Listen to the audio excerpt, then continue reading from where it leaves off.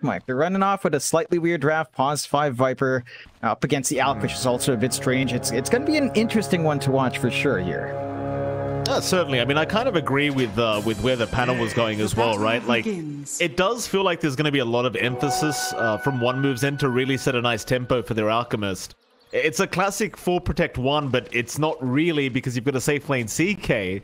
So I think Lizard said Afterlife on the Pango has to have a godly game to create enough space for these two cores in the mid and safe. I tend to agree with that. And I was kind of shocked to see the last pick CK coming out from Knight.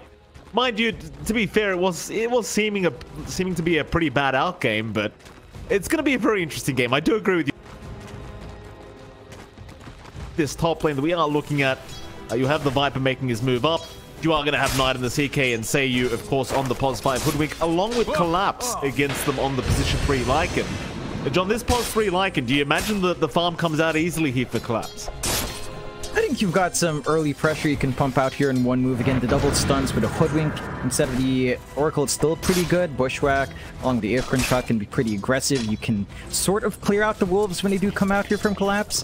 You can kind of farm that up. You do have the right-click harassment from Miposhka onto a melee core, so your Viper can just kind of AFK right-click, poison attack, orb walk, disrupt any pulls, and allow the Lycan to just farm up that way. It's a little bit back and forth. If you don't play with a stun pressure here on One Move, it can become a pretty oppressive lane for Knight. So you kind of want to see One Move maybe hit level 3. That's when their spells feel really good, especially on the CK, and start to maybe find some openings. But at that point, Collapse cards get pretty tanky as well with his passive. So it's a tougher one for the CK Hoodwink, but there is still an opening for aggression. It's just easier for TSpirit to play passive. That's fair, John. We'll have a look at the other lanes as well. And you're going to have Belajul against Toronto Tokyo. So the mid-Tiny versus the mid-Alk is something you and I haven't had the pleasure of watching for a very long time, it feels. How does this matchup go, Jonathan? Is there something we're meant to be watching out for between these two? It's a lot more passive for Melojul. I mean, as long as he has access to his small camp, you feel pretty good on the Alk. You're always going to have that farm advantage. So small camp access is more important than anything else, even more important than Rune. And I think as long as that support pressure isn't coming in to cut off the Alk's early farm, your investments in the hero will still pay off. There's always the kill threat from Toronto Tokyo. The overstep, Avalanche toss is going to be there. Miposhka almost dropping there on the Viper, John, getting very, very low. And there's times you kind of mentioned earlier, right? Like, they're not quite level 3 yet, but even at level 2, they can start to get very aggressive here with the CK Hoodwink. And even with the Viper, it seems to be a bit of a struggle here for Miposhka. Yeah, I don't think you mind too much on the Viper, though. Look at Collapse. He's very healthy in the lane. Already has the value point in his regen with a Feral Impulse. So you can just kind of hold true a lot of that early jump that One Move might want to do onto Lycan. And as long as the Viper's taking that pressure off, you don't mind. You're buying space out for your core. This is a greedier offlane to start with for TSpirit. Just allowing Collapse to farm and sacking the Viper.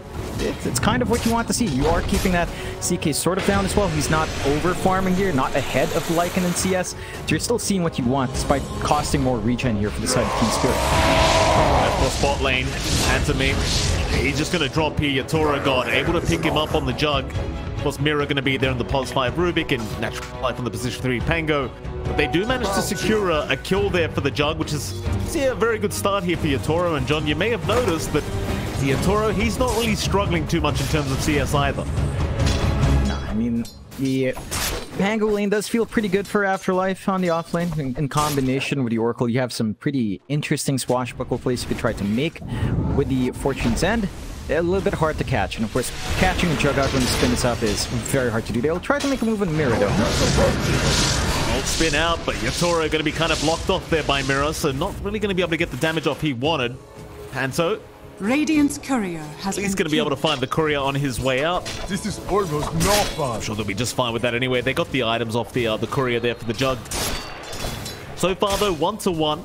Very kind of even lanes going on here, but I suppose that top lane is probably a bit scary here for One Move, considering the Lycan's just getting a bit too much. This Knight going to try to move in on the Viper, but Miposhka's going to be just fine. It's that Helm of the Dominator into the Overlord timing you get worried about, though, against Collapse here on this Lycan. Once you have that up, it just feels like they really do control the map. Yeah, it's going to be hard to clear out that pressure. I mean, the Alch can kind of clear out waves, so can the Pango to an extent. It's just not something you necessarily want, especially from the Pango. You kind of want to be aggressive. So you need to see that same momentum coming out for one move on your own offlane collapse. Just having a much better time, and Knight's always low HP. Miposhka, again, just doesn't care if he drops low, doesn't care if he gets Reality Rifted up. It's a Viper. You kind of win the right-click trades anyway with Corrosive Skin to slow down the attack speed, the damage you do. The resources one move have to drag in just to keep Knight in lane is costing him a little bit more on Sayu, and the Hoodwink does need some levels. It does need a little bit of farm to really feel good in comparison to the Viper. You want, build up in Force Staff, Arcane Runes, say catch Miposhka again. They do. Stun is there. Akon shot to follow, but Miposhka, he's actually fighting back. Still Knight getting a very nice crit, but now Collapse going to go for a bit of a chase. Not going to be able to secure the kill, though, as Knight is going to be just fine to survive. Collapse, though, he'll keep going for a bit more, but he has no way of locking down the CK, so can't really hope to secure his life. Miposhka, though, on the brighter side for the Viper, he's going to come back with a full reset. And like you mentioned, John, Knight's already low HP. Chances are this top lane's not going to get any easier, as he will find Miposhka, and it seems like he'd rather almost just die now as Knight. But he actually stick charges up and tries to run for it. He will survive for now, and he does have a setup on the way. Problem is Toronto Tokyo is going to find him, and he even finds his courier.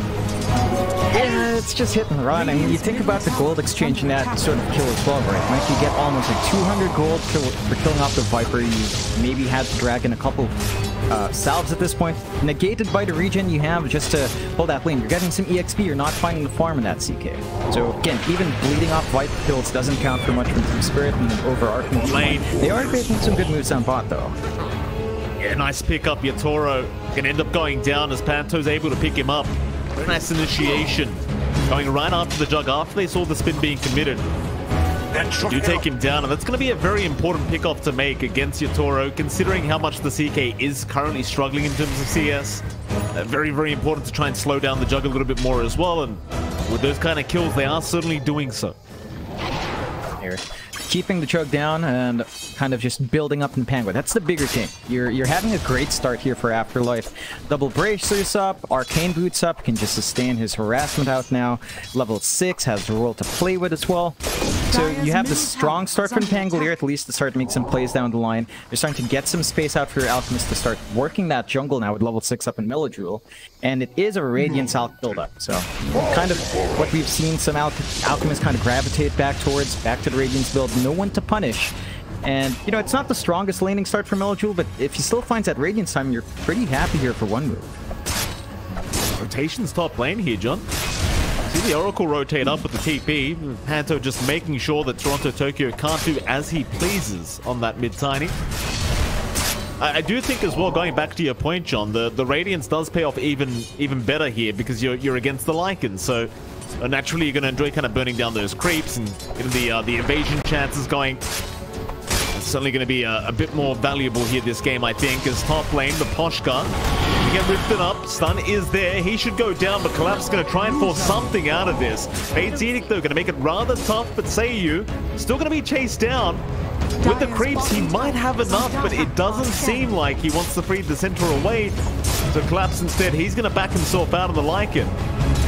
And for one move, they get away with a free Viper pickup. Meanwhile, this Alch in a bit of trouble, but instead they'll go after the Oracle. Melodjewel going to try and fight back. Eventually we'll pick up Mirror anyway. A bit of a support trade going on. Toronto, he's still sticking around here on that tiny, but without a blink up to initiate, it may be a little bit challenging to burst the Alch down. Sayu would be a lot easier though, and he does find it with a very nice avalanche toss combination.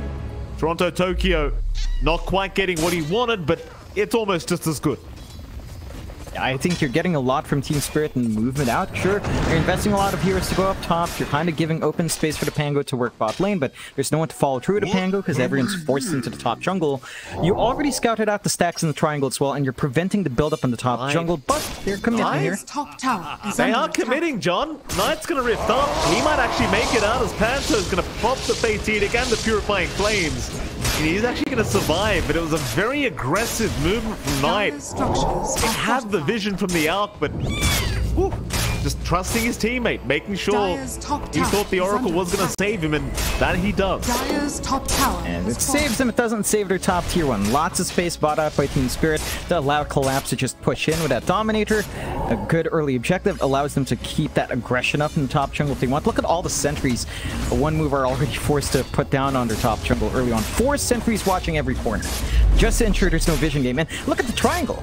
They get to drop this ward down. They know the stacks are there. They're going to be able to contest in TSpirit's side. So you might have taken back your top jungle, but you're going to lose that triangle if you're not careful. They might at least find Mirror, and they will. Afterlife able to take the kill for himself in this Pangolier. And, well, they are taking the stacks now. Melojul seems to be aware that something might be a little bit awry here in this triangle. And maybe just Mirror moving up for the rune. Scared him off a little bit and thought, I better take the stacks now. So Melojul, go ahead and take care of it for himself. The Ancient's naturally going to take a lot longer, though. I do wonder whether TSpirit try to rush for something in this triangle, but it doesn't really feel like they have the team fight anyway to force a fight this early on in the Dire triangle, so it looks like they're just going to let this happen. You've got the info, but it's like you pointed out earlier, Mike. Without the blink on Toronto Tokyo being up yet, it's pretty hard to start these fights. No one really naturally initiates on the side of TSpirit outside of the Tiny with blink. So you're just kind of forced to sit and watch. The Ancients haven't been started out. As you mentioned, it's going to need a little bit more in Melojul to really tank through that one. And they've got room bought out on the map. There's so many supports that have to stick around the Alp, have to stick around the jungle. That top lane still pretty free for Collapse to split push. Bot lane has been completely free for Yatoro the past 5 minutes, almost feels like, maybe even longer. So your jug buildup is still there, keeping up with the Alk almost. And Collapse still has this really good timing into the Helm of the Overlord. That is still going to be a bit painful for one move. Now, for one move, they're inching towards the blink here for Afterlife. That's also going to be the launching point for them to get even more aggressive play with their combos. Still have to watch any free kills, though. Knight, Mirror, he's got the rift up. Bring Knight closer, back into Maposhka, but do they have the control? It doesn't seem like it. Once again, Panther will be there with the TP out, and Knight, he's going to be just fine to survive, as he'll even place a nice little sticker down there. And that is, again, one of the weak points. They don't have great lockdown, not without Toronto Tokyo, and without Collapse, he has to be very careful. They'll land the bushwhack into the Fortune's End, and eventually with the sharpshooter, surely they've got him. And they will. Panther able to take the kill with the Purifying Flames. Another nice kill for one move. They get a big core, they punish TSpirit for sticking around too long. Great smoke out from one move to get that angle. And, you know, they're building up. They threaten with their Pango. They don't really find anything else beyond that. It's not the longest cooldown in the world. And they're buying space out for Melojul. Already has a Sacred Relic. Radiant's not too far off. TSpirit are smoked up, though. That blink on Toronto Tokyo is up, and they have a good angle to find a kill into clearing out some stacks. Yeah, Knight, he's going to run right into them. Of course, they will go right after the stacks if they get away with this. Knight, he's going to try and take the creeps while he can. He's actually just hitting the large camp there. Trying to get the creeps before they do inevitably go down to TSpirit. Do they go for the Ancients? It feels like they're lacking a bit of damage here, TSpirit, but instead, they can certainly rotate mid and try to force the mid-tier 1 tower. The blink is there, Toronto with a great avalanche out, onto 2, into the Omni. No messing around from Yatoro. Commits the ulti straight away. Dire's middle tower. And now they can certainly look back at the Ancients. Yeah, they've got a lot of room. Clearing out 2 tier 1 towers already, taking control of the top jungle, and forcing all those resources from one move to keep control there. Now getting room to clear out that triangle, and you got a couple of large camp stacks to all go for one move. The Ancients are still a lot bigger. They've got the clear for it. They have pretty good AoE clear, just with a value point in Nether Toxin, of course, Avalanche Toss, and just the Chug with a Maelstrom up. They got a lot of farm for their trouble. Oh, nice blink away. Toronto, he's just fine. He'll throw an avalanche back the way of Knight. And they retreat at the perfect time. All the creeps taken from the triangle. That was all the Alchemist farm being robbed away from Melojul. And you're not going to be happy about that as one move. That's a lot of gold to give. And now the net worth lead, it swings the other way, John. TSpirit, they'll hold the 1k net worth lead. You're up against an Alchemist team. You know, it doesn't feel good for the Alch team to be behind even by 1k, less than 1k on the opposing team, because your Alch is still siphoning all that gold away from himself. You are still ahead of here on Melojul, 1.5k, 1.4k above that Chug of Yatoro, but it doesn't feel like enough. Your Alchemist needs way more gold to be on top. He's working on to that blink next. They are pressuring this bot lane now, though. Knight is taking the front with Phantasm. They spot out Mira here. Yeah, nice swashbuckle out from Afterlife. Just checking though, Mira gonna actually swash towards the right side, but it won't matter.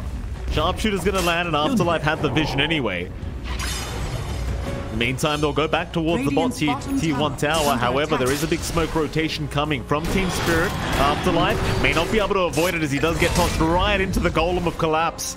And he is going to drop. They at least get the T1, but they might lose Panto. As well as he'll try for the TP and barely makes it out.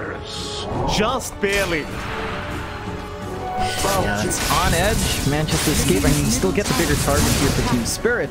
You lose your tier 1, but you find that nice kill on the Pango, which again has to have a really quick build-up. Yatoro's all alone here, though. I spin away, avoiding the bushwhack from Seiyu, but Knight can certainly chase him down now with the rift up though. Yet Toronto is going to make his way over. They have the Omni. Knight's going to go down. Melajul will try to trade here with the sharpshooter. It's just not going to be enough. They don't have the follow-up damage. At least they find Mira. There's one positive in all this, and that's that they find Mira on the Rubik. But it goes back to the point that we were making earlier and the panel was making as well, John. Afterlife needs to always be there to set up a team fight. Otherwise, you just can't fight. Yeah, I mean, they're so reliant on the roll. It's really hard to catch out something like, say, Yatoro with a spin, as we've already seen. The spell means he just kind of ruins him. You need a jump factor there. And without that, it's hard to lock in those bigger heroes. They are still getting that build up. Melajul has the space now to just work his triangle once more. No vision left there from the side of TSpirit. They've only got low ground wards by the mid lane. So you're kind of allowing the Alc to still build up, still maintain that lead. 2k gold up now, going for the ace next with a blink up. It can still be a bit of a big target, but Jug doesn't deal with high physical HP cores all too well, high armor and high HP cores, as you are sort of reliant on Omni, but you could always go Blade Fear. He is going for the shard next with a Basher on top, so you still have ways of working through that. Yatoro, though, still being surrounded here. Has the spin up.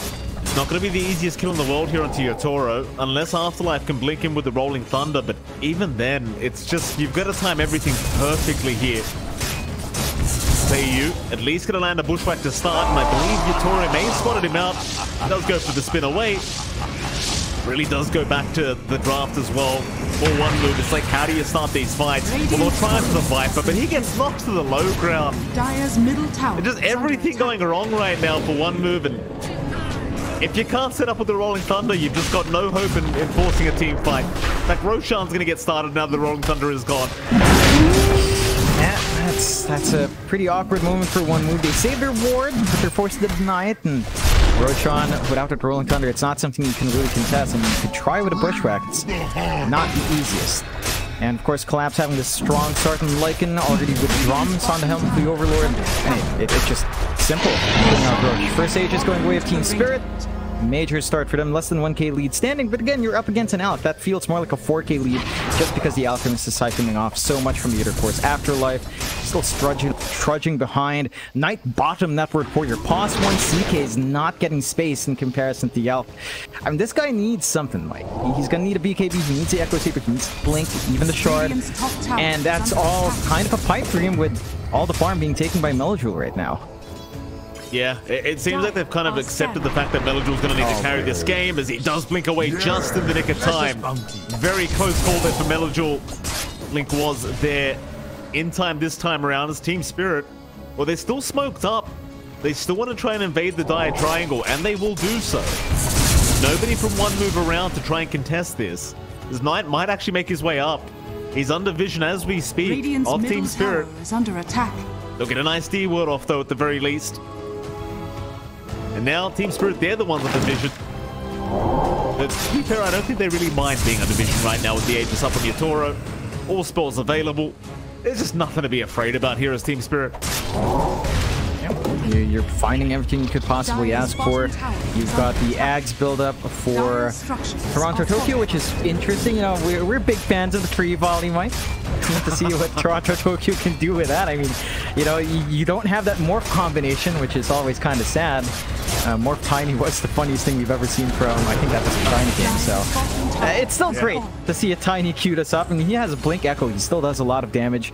With a tree volley on hand, it's kind of memey, but it does give you good clear clear for, say, CK illusions down the line, and, you know, when they're all pumped up, it's good punishment. And look at TS, they just go on to high ground, no fear. Yeah, I mean, 19.5 minutes in, they're like, well, if you don't want to fight, we'll just move into the high ground. They will set up collapse at the very least and have got to like it. A great start now for one move in this team fight. TSpirit, oh, they're going to move back in. Toronto Tokyo out onto the Oracle, takes the Panto, and now the Omni goes through. Oh, no. Go down. They bought back on the Oracle to try and save the Alch. It was too late. Are scanning. Really nice plays from Spirit. Like, they lose collapse, but they find the Oracle. Oh, Knight, no. Oh my god, that was so sad to watch. Melodrule had his unstable concoction. He had no one to throw it to. He made matters worse. He got self-stunned, self-damaged. Yatoro just cleaned up, and they had to declump because he didn't have that much HP on Knight. And the high ground just continues. You killed a couple of supports, you killed the Lycan. Sure, the Jug's your issue right now. With the Aegis, nothing's scaring Yatoro. Great double avalanche and a toss out onto Seiyu, but he is going to be able to scurry away. Just trying to protect this top lane, or rather bot lane of Barracks. Asher now up with the shards on the Jug, and you've still got 2 minutes on that Aegis timing, but you backing off? No, not quite. Toronto just back in onto Seiyu's Melodrule. They're going to try and defend. It's a great pushback to get started as Makoshka. He does die first. Onto Toronto Tokyo. They do at least find the Tiny as well. Maybe they find Collapsing. He'll go for a run, but he has been locked down. Rift back in, into the stun, and, well, one move. They do get a decent team fight to go their way, but they'll even find the dominated creep. So not too bad of a high ground defense to come out. If I had to fair, it feels like it's more TSpirit just playing very aggressively. Yeah, and it feels like they're just looking for that end game, you know, clumping up. They're just wanting to play aggressive. They feel strong, and they are, but you still have to respect some of the control coming out from one move, especially if they find that roll angle. Afterlife has been doing a good job with that blink. Downtime of Rolling Thunder isn't that high, so you've always got a lot of aggression lined up in comparison. Yatoro didn't have Omni Slash there, didn't want to overstay his welcome. He knew that if he died fast, without Omni Slash, his secondary life just kind of feels pointless. So he has to play it safe. His team goes a bit too far, still by himself, but no one's around to punish him. And the Aegis still stands for about 50 more seconds. You're still in a really strong position for TSpirit. And you cleared out at least the bot tier 3. Rack still stands, so it's not unplayable for one move. For one move's part, they have this potential to turn this into a bit of a wrapping game. It's an Alchemist, of course. You are seeing Melodrule going for the travels. He could just work the map, start jumping around, clearing out creepways, applying some soft pressure on objectives, and maybe slow that pacing out from TSpirit. It does feel like you still got some item spikes lined up. Your CK is still trying to build in the BKB. They will smoke up here in one move, though, knowing the Aegis is set to expire soon. Absolutely. Do they find Dire's middle tower is under attack. Yatoro? He's going to go for that large camp, so Melodrule, he might be able to blow him up. Aegis is going to expire now, but Yatoro, he just reacts way too quick. Way too fast on the Jug. Gets the spin out in time. In they go, though, with the Rolling Thunder, trying to get something set up, but nothing's being done. They'll go after the dominated creep instead. That's all they get out of this team fight. They committed quite a bit there, John. False Promise, Rolling Thunder, Chemical Rage. Reality, or rather the Phantasm, everything was committed, apart from the Sharpshooter. They only got the dominated creep. Yeah, that's not good news for one move. That allows TSpirit to constantly push into an additional tier 2. They've secured control of the outpost. Roche still has a little bit of time until it's up, so one move should be able to regroup for that next objective if they want to. They just stall out, keep farming up with your Alch, play with the travels here, work your way into a CK BKB, and try to take it from there. I don't know if that's enough, though. It's a pretty late, almost a pretty late BKB timing, 9.7k net worth on Knight. He needs to be able to jump in, right? Like, you need your Alch and your CK and your Pango to all be able to jump onto one target, blow them out, and then go from there. If you can get that chain stun off, we've seen it a couple of times on high ground defense, it can work out. It's just finding that circumstance, finding that condition for one move right now. It's difficult. TSpirit, reactions are too quick. Their aggression is just constant. They've got a good lock-in on the top jungle. They can just avoid any movements from one move for quite some time. Absolutely. You see the positioning right now of Spirit. They just hang around the Roshan pit, just waiting. One move. They do have a bit of the map, though, to farm right now, so it's definitely a good time for them to try and catch up and put up a real fight here against Spirit. I say real fight, they are ahead in kill score right now, actually 12 to 14. It was those past couple team fights that have kind of gone badly here for Spirit, though they have five-man smoked up now. One move. They seem to be aware that there is a smoke ongoing. Melojul does hide in a tree line, and nobody else shows the map here from one move, so see where this smoke ends up. They'll head into that triangle of the Dire. Scan was committed, and they find nothing with that either. They might just camp themselves here, though, and just farm here instead. I don't think you mind for TSpirit. Does still force one move to play pretty clump up. And you've got the Travels and the Alch not really able to go out and shove in lanes. You don't have the vision to kind of play that way. So they're forced to play a lot more defensively on one move and just not leverage that flash farm the Alch can have on hand. You have to say though, Mike, I'm excited because Toronto Tokyo's Ags is almost up. 600 gold away. Oh. Tree Volley will be in play. It doesn't feel like it's going to do a lot of damage, but, you know, I believe it was buffed, right, in this patch, so, you know, maybe it's actually good and we just don't really know. I mean, look, Johnny, he's already kind of hitting for 300, right? So, you know, maybe he gets, it's at least going to do 1k damage in total in an AoE, and then he's going to get a crit stick, and then suddenly you're in big trouble. We'll see what happens. At least we get the memories, right? At least we get to experience the beauty of Tree Volley one more time here with Tony. Oh, yeah. The son of Ice Frog here. Ice Frog's favorite son, in fact, I want to say, is Toronto. They're trying to move in and get aggressive, but one move, they are really just sitting back and playing passively. Yeah, and they're just trying to play under what vision they have. They have a little bit of forward vision under top jungle, so I was just kind of eyeing for someone who's isolated, but all TSpirit's there. And you're at the low ground disadvantage here for one who's pretty hard to pierce up. So, and they're just kind of clumped up. They're clearing a few camps in Melojul. Your Alch is still farming. BKB coming up next. It still doesn't feel enough. It's only a 4k lead for Melojul over Yatoro. That's at least one major item that it just doesn't feel enough for the Alch to just stand there and fight. And there's that Ags, Mikey. There we go. This is my favorite part. Let's see how much damage it does, though, to be fair. I mean, like you said, John, maybe it doesn't even do damage. Melojul, smoke broken, walk down, avalanche. Oh, there's your Tree Volley, and it doesn't really do much. It doesn't do enough. It almost just feels a bit trolly at this point, doesn't it? It does. I mean, it does force a reaction out from one move. They kind of self-stun again in the unstable. Already popped that chemical rage. Could just wait that out. Roshan isn't even up. They don't check at the right time for one move. They know it's coming up soon, though. Big fight over that Rosh off the back of this next engage. They're under the vision of Team Spirit right now, so the Omnislap's going to fly right through 9. The Toro's already got one down, and it's the Pons one of one move that they get Panto as well. All they can do is run here, one move. Let's get out of there.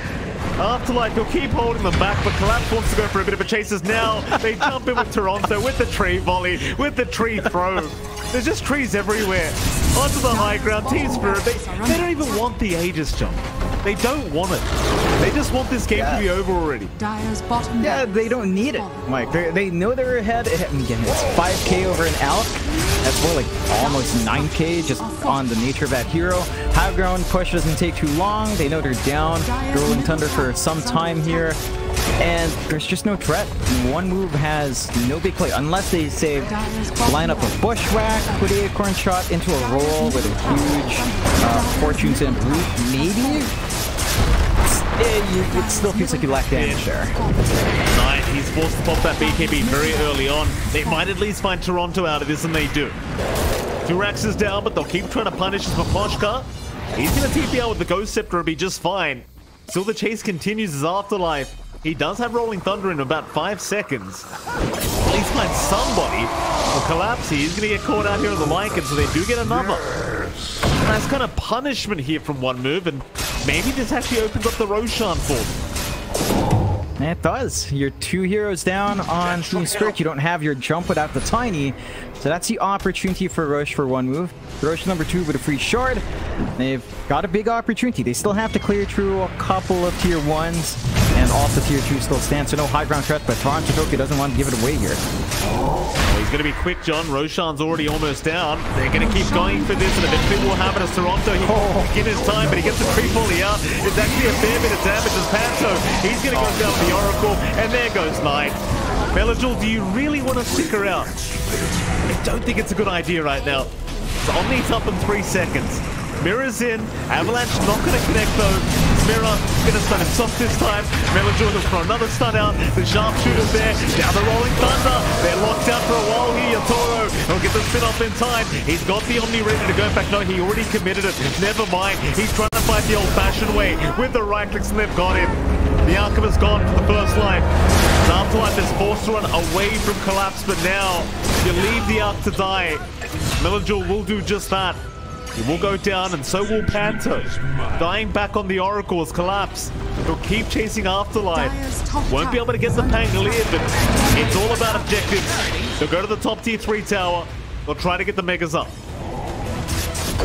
I mean, you know, everything's down again. That's you dealing with Aegis. It was like no problem for TSpirit.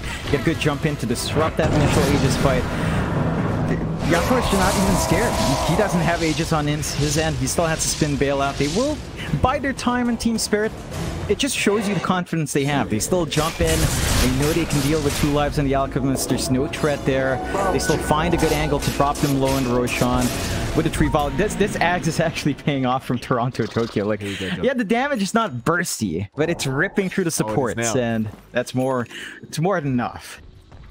Oh, he's not going to take it. That's a bit smart. Oh, come on. Yeah, I mean, I thought he'd take the bottle and he'd fill it up, you know? He gave it away to Yatoro. He's a responsible mid laner here, Jonathan. It was very good to see from Toronto Tokyo, but you would have loved to see, wouldn't you? I believe he would have had, what, 700-800 right-click damage with the tree vault, with double damage? Yeah. Gotta love it. You know, still want to see that crit stick again, as you mentioned. Toronto Tokyo is playing responsibly. Mike going for the BKB. Speaking of, you also have your full BKB done for Collapse, so it's much more free to run around. With all the spell immunity coming out in the chorus, locking them in now, and that chain stun, it just feels impossible. One move, they still have this one last Rax to play with no tier 3s. They've got to throw their bodies forward. If this doesn't pan out their way, this could be the beginning of the end already. Well, they're fighting for the DD and Yatoro. Look how fast he takes that Rax. Already one range Rax gone. He might just wait for the next spin and just move in with DD Rune again. Like, how do you stop him? If he just spins his way in, you've got no way of locking him down. Instead, though, they're going to smoke up here. TSpirit through the mid lane, it seems, is where they're going to go. I know, avoid breaking the smoke unless they see Melajul, and that they will. He does show up, but they won't make the jump in. Not quite yet. Instead, TSpirit, well, they've got the spin back up. They can just move into the final Rax. See if they can get it done, though. Bushwhack will hold down Yatoro. He's still fine though to go for an Omni Slash and just get rid of Afterlife immediately. The creeps will get rid of the Rax. At least not all of it yet. Melajul gonna try and move in with the stun out, but it does nothing. Keep in mind, Afterlife fought back, trying to defend this high ground, but with the HP of the melee barracks, there's just no chance of that happening now, surely. And it wasn't. Nice spin out. Stun out. Melajul in trouble again. We'll have the false promise to help him out. They are getting plenty of damage off here on Melajul. So we're back off with the chemical rage for now, but instead they've got Afterlife. Die back immediately from the Pango. And they call it. They've had enough. GG's call. One move. It's an interesting kind of draft, John, and I believe it was Blizzard again who did say that it felt like they were trying to cheese teams.